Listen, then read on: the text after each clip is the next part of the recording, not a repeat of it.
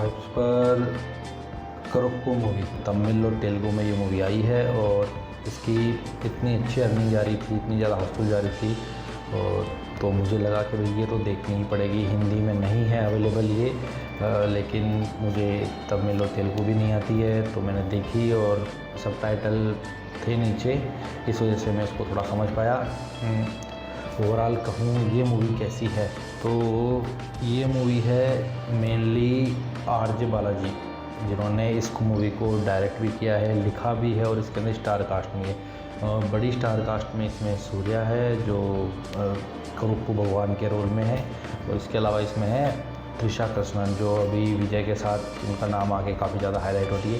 दोस्तों movie starting होती है एक बाप बेटी की कहानी से जिनके गोल्ड चोरी हो जाते हैं, गोल्ड कॉइन्स, और वो बहुत सारे होते हैं कि किसी के मन में भी लालच आ जाए तो वो चोरी हो जाते हैं, फिर उनको मिलते नहीं है। फिर वो जाते हैं कोर्ट रूम और वहाँ पे उसकी कोई हेल्प नहीं होती, हेल्प मांगते हैं करुप्पु भगवान से और वो आता है उनके ही क्षेत्र में, यानी मंदिर में जो उनका कोर्ट रूम था वो बना हुआ होता है मंदिर के ही परिसर में, यानी पहले वो मंदिर था करुप्पु भगवान वाला तो वहीं पे कोर्ट रूम बना था तो वहाँ पर एक मूर्ति भी होती है उनकी जिसके लोग पूजा करते हैं। स्टोरी के ऊपर अपन आगे आते हैं तो कोर्ट रूम ड्रामा चलता है तो फिर वहाँ पे वो मदद मांगते हैं भगवान से और भगवान उसकी हेल्प करने के लिए आते हैं। ऐसा कहा जाता है कि भाई तमिलनाडु में करुप्पु भगवान जो हैं वो हेल्पलेस लोगों की मदद करते हैं और काफ़ी अच्छे से सूर्या ने वो रोल निभाया है। जस्ट लाइक कांतारा आपने मूवी देखी थी तो उसके अंदर भी वो उनके अंदर वो देव आते हैं और काफ़ी अच्छे से उन्होंने उस रोल को निभाया था। सेम उसी तरह से इस मूवी के अंदर करुप्पु भगवान खुद आते हैं और वो इंसान का अवतार लेते हैं, बस इसमें थोड़ा सा डिफरेंस ये है। इस मूवी में मेनली दो मोड है, पहले मोड में भगवान है वो इंसान का अवतार लेते हैं और वो इंसान की जो लिमिट्स है, ह्यूमन लिमिट्स है, उसके अंदर रह के उसको न्याय दिलाने की कोशिश करते हैं लेकिन वो नहीं दिला पाते और वो लड़की मर जाती है। फिर उसके बाद में सेकंड इंटरवल के अंदर वो अपने गॉड मोड में आ जाते हैं और फिर उसके बाद में ऐसा कुछ ड्रामा होता है कि पूरे कोर्ट रूम में कोई भी झूठ नहीं बोल पाता। जैसे आपने एक मूवी देखी थी बहुत पहले आई थी गोविंदा की, जिसके अंदर वो कोर्ट रूम में झूठ नहीं बोल पाते, कुछ उसी तरह का इस मूवी के अंदर सीन होता है। लेकिन इसके अंदर क्या होता है, कोर्ट रूम के अंदर कोई भी वकील झूठ नहीं बोल पाता। तो आप इमेजिन कीजिए कितना खतरनाक और कितना फनी जो वहाँ पे सीन बनता है ना, तो वो उस हिसाब से ये मूवी बहुत ज़्यादा इंटरेस्टिंग हो जाती है। इसके अंदर जो वाइब्स आती है वो एक के बाद एक अलग अलग आती है। भाई कभी भगवान की वाइब्स एकदम से पूरी तरह से मोड ऑन हो जाता है कि यार ये क्या फील आ रहा है, रोंगटे खड़े हो जाते हैं, कुछ बॉम्स आने लग जाते हैं। भगवान की जब एंट्री आती है सीन चलते चलते जब वो गॉड मोड में आ जाते हैं और फिर उसके बाद में जो आरजे कनन है जो उसमें क्या बोलते हैं उसको नेगेटिव किरदार में मेन विलन है, इसका नाम होता है बेबी कनन। अब वो भगवान से पहले मिल चुका होता है और वो बोलता है कि आप इंसान के रूप में आइए और लड़ाई लीजिए और कोर्ट रूम में जीत के दिखाइए। हार जाते हैं भगवान भाई क्योंकि कोर्ट रूम में कौन नहीं बिका हुआ, पूरी रियलिटी दिखाइए कि वकील, पुलिस वाला, वहाँ का चपरासी से लेकर अपने ऑनरेबल जज तक बिक चुके होते हैं। तो रियलिटी में मैं किसी का नाम भी नहीं ले रहा, ना बता रहा हूँ, बाकी आप समझदार ही हैं।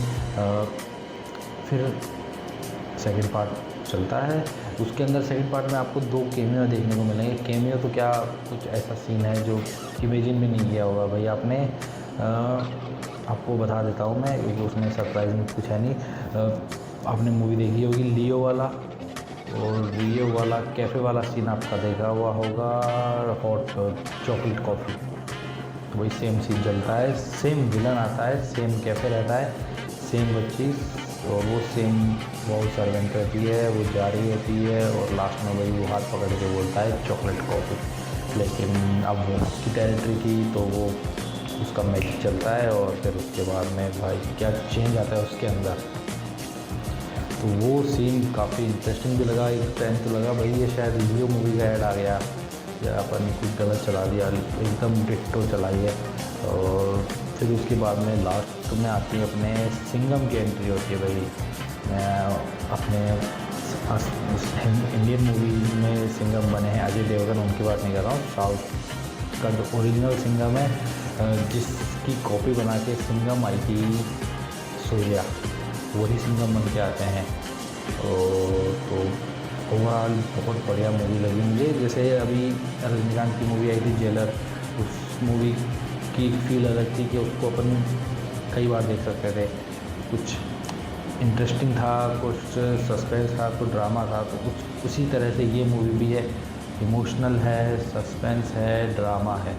सबसे अच्छी बात क्या लगी, फर्स्ट पार्ट में उस लड़की को इंसाफ दिलाने की कोशिश की जाती है। उसके लीवर में इन्फेक्शन था काफ़ी ज़्यादा, उसके लिए उसके जो फादर थे वो इलाज चाहते थे, वो गोल्ड लेके आ रहे थे और वो चोरी हो जाता था, फिर वो नहीं कर पाए और वो लड़की मर जाती है। लेकिन लास्ट में आता है कि वो लड़की ज़िंदा हो जाती है, क्योंकि गोड मोड था और गोड अपनी टेरिटरी में कुछ भी बुरा नहीं होना देना चाहते। सबसे एक इंटरेस्टिंग बात मैं आपको बताता हूँ कि ये मूवी जो थी ये basically court room drama type में थी। अब नेक्स्ट पार्ट इसका अनाउंस हो चुका है, अगर आप इसके एंड में देखेंगे तो इसके अंदर कोर्ट रूम ड्रामा है वो स्टार्ट हो चुका है।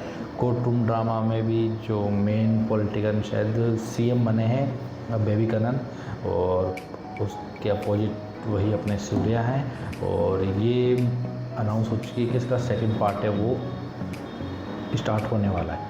तो उम्मीद करते हैं सेकंड पार्ट भी बहुत अच्छा जाएगा, क्योंकि फर्स्ट पार्ट की अर्निंग है वो 3 दिनों में 100 करोड़ हो चुकी है और 4 दिनों में इसने मतलब इंडिया में 100 करोड़ कमा लिए, और ओवरऑल जो कलेक्शन है ऑल ओवर द वर्ल्ड वो 130 करोड़ से ज़्यादा का हो चुका है।